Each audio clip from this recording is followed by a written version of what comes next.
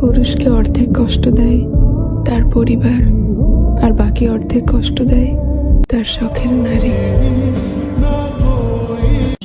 শোন পদ্ম, কেউ আঘাত করলে কাঁদবে না, কারণ মানুষ আঘাত করে কাঁদানোর জন্যই।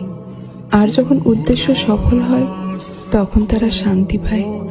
যে আঘাত করলো তাকে কেন শান্তি দিবি? শক্ত থাকবি, বুঝিয়ে দিবি তুই এত দুর্বল নয়।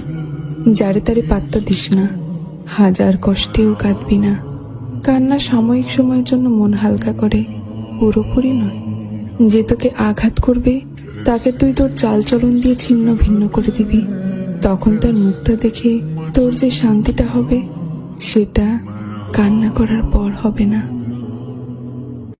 যদি বলো পৃথিবীর সবচেয়ে মূল্যবান জিনিস কি, তাহলে আমি মাথা উঁচু করে বলবো আমার বাবা।